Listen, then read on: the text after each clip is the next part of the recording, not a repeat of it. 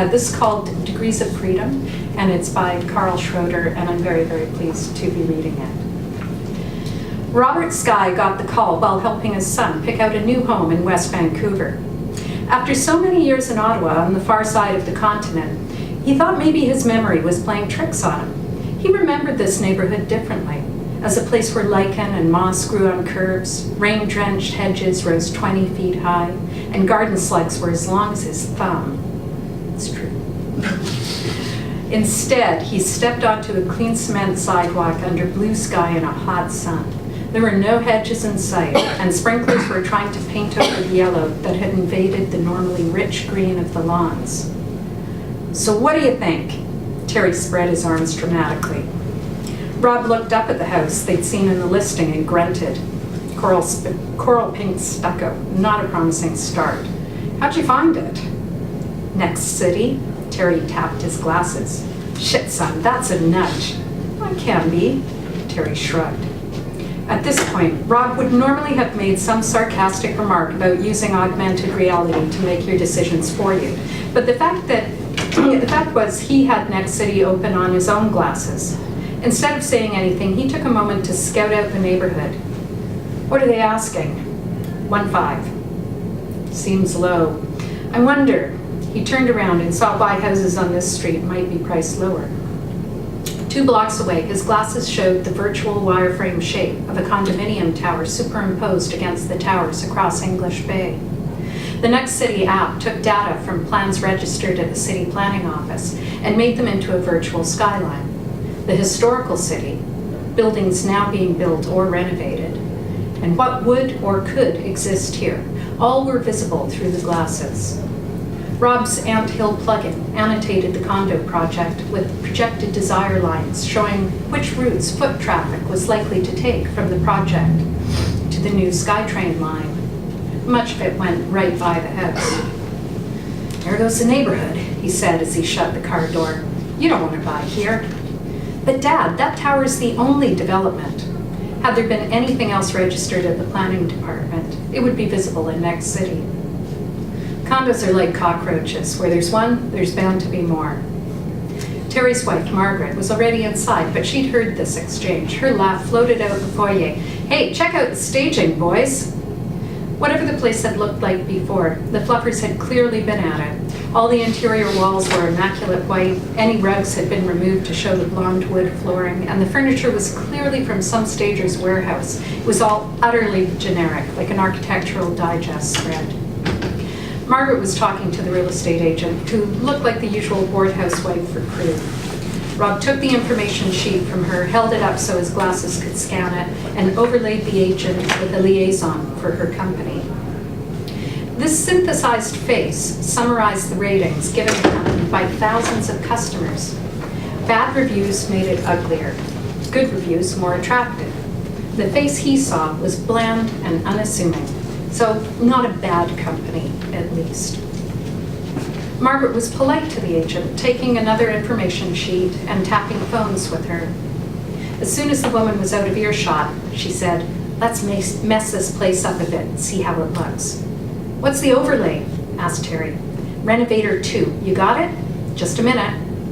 Terry and Rob both opened store apps and found the overlay she was using. While they downloaded it, she changed the wall colors and countertops in her overlay, then passed it on. The new view included renders of their paintings from back home. Kent Monkman originals, of course. Rob rolled his eyes, but actually, eggplant and lime green went better together here than he would have imagined. Being pleased with something made him instantly suspicious. "The real estate companies pay these app makers, you know," he said. "Illusion of control. And the colors aren't what you'd actually see. Virtual paint ain't paint." "Oh, Dad." As they looked at the bedrooms, he could see that Terry was convinced.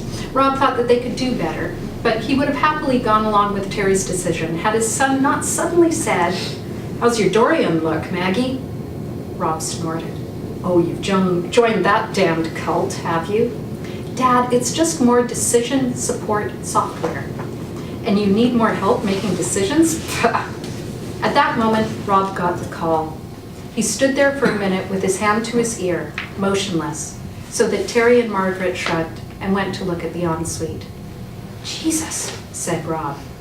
Terry poked his head out of the little bathroom. "What is it?" "Should I come back to Ottawa?" "No, here's better, right? Okay, 3 hours." He blinked and looked over at his son. "No matter how hard we try, we can't escape our roots," he said. "What do you mean?" "A goddamn tanker's run aground in the inside passage. It's the worst possible moment because we've almost sealed the negotiations to build the Northern Gateway pipeline." That pipeline was the last chance for Alberta's oil sands, as all other transportation costs skyrocketed and pipelines through the United States and east into Ontario had been stymied. The First Nations were the roadblock, and they were about to sign on. That goddamn tanker just landed them a big environmental stick to beat us with. They're insisting on final binding renegotiations with their original treaties. Land for oil, it's that simple. And guess who's leading the charge? Oh, don't tell me, it's...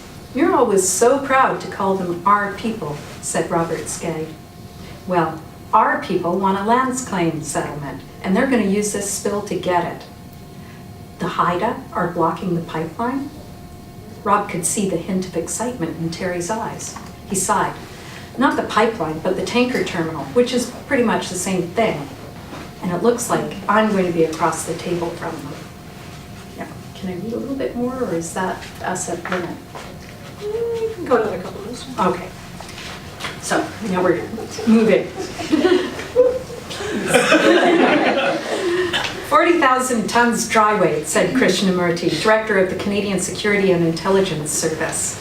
We're not sure how much oil it was carrying, but it's enough to make a hell of a mess. We're pretty sure the Haida are behind it. Robert had taken over a conference room in downtown Vancouver and dimmed the lights so his glasses could take over, projecting a virtual rendition of the Ottawa room where the rest of the cabinet ministers sat. Like Rob, Krishnamurti was attending the meeting remotely. The Prime Minister leaned back in his chair, arms crossed and obviously angry. The Haida would never cause an environmental catastrophe. They're all about preserving the land, aren't they? All eyes turned to Rob. He sighed. How would I know? He stared them all down. After all this time, they should know he'd never lived in Haida Gwaii.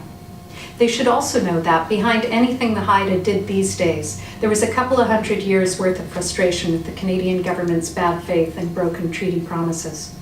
Krishnamurti cleared his throat.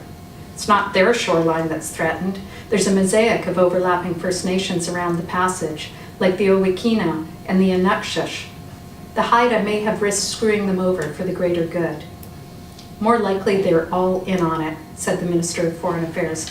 The bands that are affected can sue us for compensation. Rob shook his head. But why do you think the Haida are behind it? Was there a bomb on the ship? It's purely circumstantial, said the CSIS director. It's about timing. Okay, I think we're going to stop it there. On the sky and heaven.